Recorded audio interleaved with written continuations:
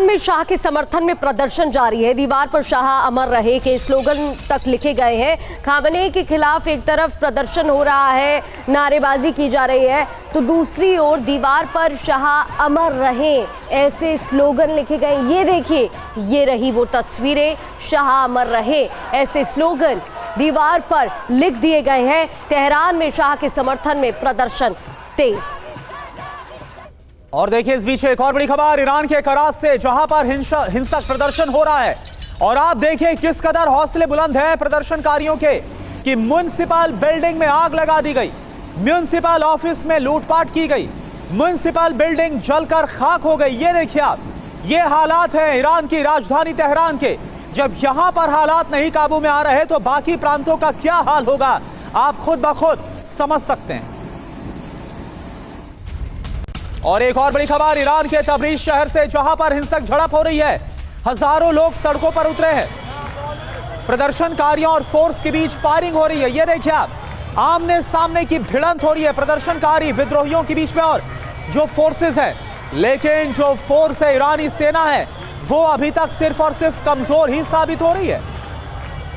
ये देखिए आप, तस्वीर आपके सामने।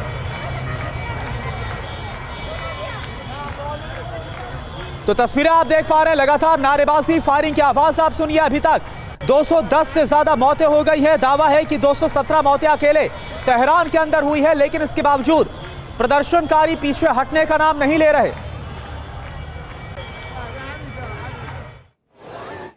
साफ है, ईरान एक बार फिर बड़े राजनीतिक संकट की ओर बढ़ता हुआ दिख रहा है। देश भर में प्रदर्शनकारियों ने धार्मिक नेतृत्व के खिलाफ आंदोलन तेज जो कर दिया है और ऐसे में हालात बीते 2 हफ्तों में सबसे ज्यादा हिंसक साबित हो रहे हैं। बढ़ती अशांति को देखते हुए सरकार ने पूरे देश में इंटरनेट सेवाएं बंद कर दी हैं। शुरुआत में यह आंदोलन महंगाई, बेरोजगारी और मुद्रा की गिरावट के खिलाफ तेज था, लेकिन अब धीरे धीरे ये सीधे सत्ता और धार्मिक नेतृत्व के खिलाफ प्रदर्शन में तब्दील हो गया है।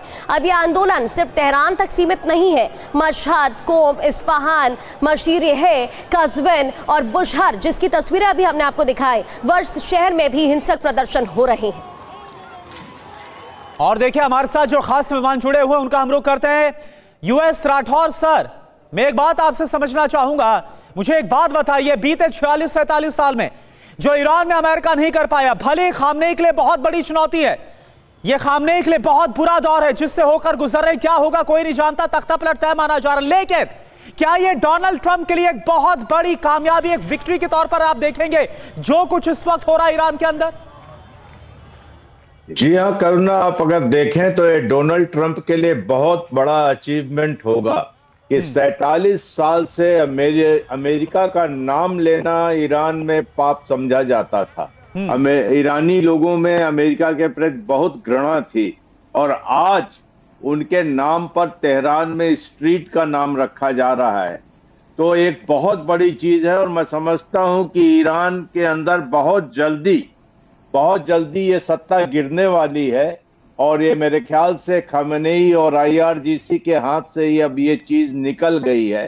तो अगर ये ऐसा होता है और उसके बाद ईरान में जो सत्ता आएगी तो डोनाल्ड ट्रंप इसका वाकई श्रेय ले सकते हैं। लेकिन मैं जानता हूं कि इसके बारे में अगर कोई कहे तो यह है आपका 7 अक्टूबर 2024, इसका वाटरशेड है जब इजराइल के ऊपर हमास ने अटैक किया था। उसके बाद मेथोडिकली धीरे धीरे ईरान की प्रॉक्सीज खत्म हुई और हमने देखा कि 14 दिन का ईरान के साथ युद्ध हुआ और वहां से ये सारी सत्ता टूटनी शुरू हुई है।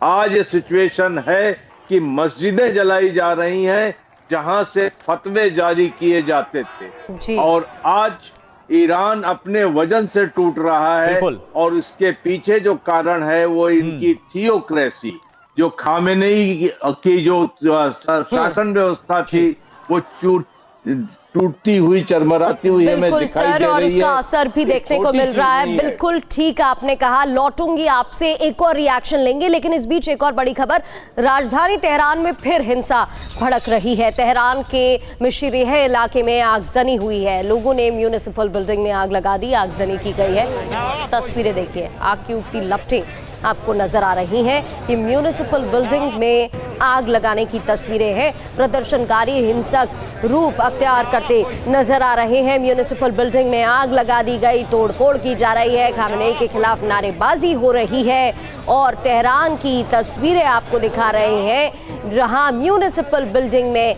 आग लगाई गई है। और देखिए इस्फहान की तस्वीरें आपको दिखाते हैं। यहां पर भी प्रदर्शन और ज्यादा उग्र हो गया है खामनेई शासन के खिलाफ।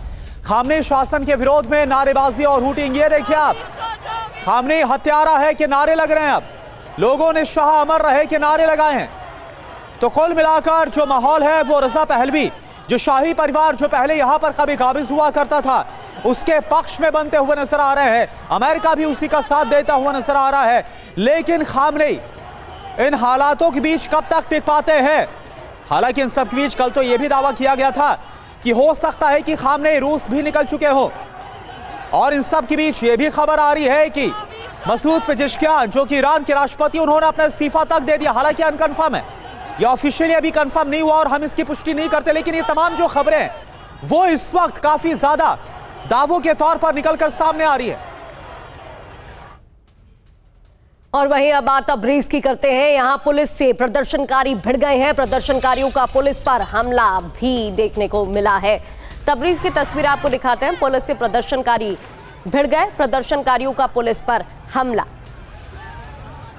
तो उग्र होती हुई प्रदर्शनकारियों की भीड़ दिखाई दे रही है। इस दौरान IRGC के जवान प्रदर्शनकारियों पर फायरिंग भी कर रहे हैं। लेकिन तबरीज की ये तस्वीरें देखिए जहां पुलिस से प्रदर्शनकारियों की भिड़ंत हो गई। अब 3 बड़ी खबरें तस्वीरों के साथ टीवी स्क्रीन पर आपको दिखा रहे हैं।